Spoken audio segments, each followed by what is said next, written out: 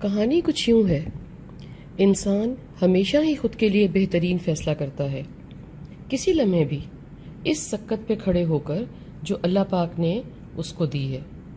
سکت کے معنی ہیں دل و دماغ کی حاضری اور جسم کی طاقت، ماحول، پیسہ اور حد نظر۔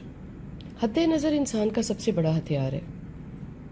ہر وقت اور حالت اور حالات کے اعتبار سے بندہ جہاں کھڑا ہوتا ہے، اس کی سوچ، تجربہ، خیالات کی وسعت اور دور اندیشی سبھی ہتھیار تو ہیں، اور ان سب کو کوزے میں بند کر لو تو اس کو میں نے کہا حد نظر۔ اس حد نظر پہ کھڑے ہو کے ہی فیصلے کیے جاتے ہیں، فیصلے سنائے جاتے ہیں۔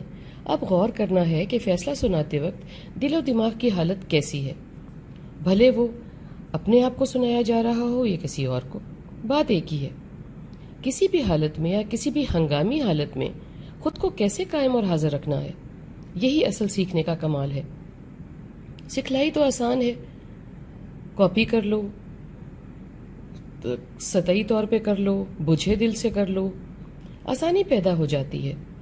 مگر رضاکارانہ طور پر خوش اسلوبی سے سیکھا جائے، نہ بھولنے کے لیے، تو بہت بہتر ہے۔ حالانکہ ہم رضاکارانہ طور پر مانتے ضرور ہیں کہ اچھے کام یا اچھی سوچ کا نتیجہ اچھا ہی نکلتا ہے، دنیا میں بھی اور آخرت میں تو نکلتا ہی ہے۔ بہترین فیصلے ایسے ہی ہوتے ہیں جن کے بارے میں آپ کہہ سکتے ہیں اللہ سے ڈر نہیں لگتا، توبہ ہے کیا ہو چلا ہے سب کو، اور بھی بہت کچھ۔ مگر اگر ہم سب کو ان کے حال پہ چھوڑ دیں تو یہ سوچ کے کہ سب کو زیادہ سمجھ ہے کہ کس وقت کیا کرنا ہے، آپ بس دعا کے مقام پر رہیں، گارڈین انجن نہ بنیں۔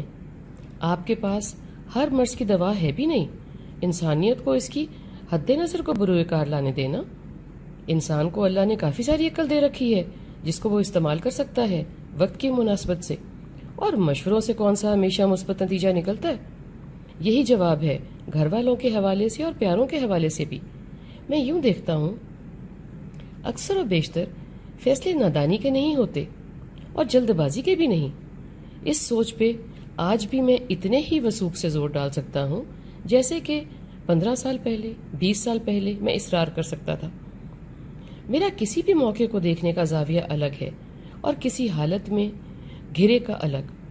استاد صاحب کہتے ہیں 20 سال پہلے کی بات 20 سال پہلے کی حالت اور وقت میں ہی رکھ کر دیکھنی چاہیے، وہاں پر قدم جما کے۔ صحیح تو کہتے ہیں۔ یہ کہنا کہ میں ایسے کر لیتا، میں ویسے کہہ دیتا، یہ میری آج کی زبان ہے۔ دیکھو نا، وقت میں مزید سال ڈال کر، مزید حالت جان کر ہو کر، پختہ ہو کر زندگی رہی تو مزید کئی سال بعد میں یہی کہوں گا ایسے کر لیتا، ویسے کر لیتا۔ بھئی کیسے کر لیتا جب وہ اس وقت کی مانگی نہیں تھی، سوچ ہی نہیں تھی، ضرورت بھی نہیں تھی۔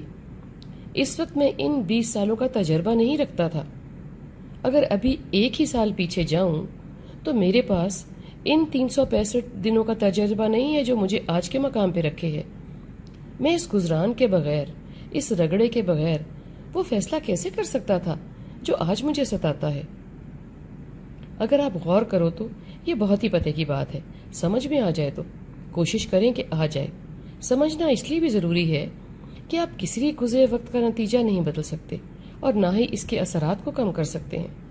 اس لیے نہیں کہ آپ عقل مند، دولت مند، ہوش مند نہیں ہیں، بلکہ تب آپ یہ نہیں تھے دواد ہیں۔ شرمندگی کی بھی بات نہیں ہے اور دکھ کی بھی نہیں ہے۔ آج کے حوالے سے عمل کرنا ہے، گزرے وقت پہ نہیں۔ ندامت اور دکھ صرف وقت برباد کرتا ہے۔ موجودہ وقت، موجودہ حد نظر، آج میں رہنے کا مطلب ہے آج پہ نظر۔ آج نہیں صبح ہے، ابھی۔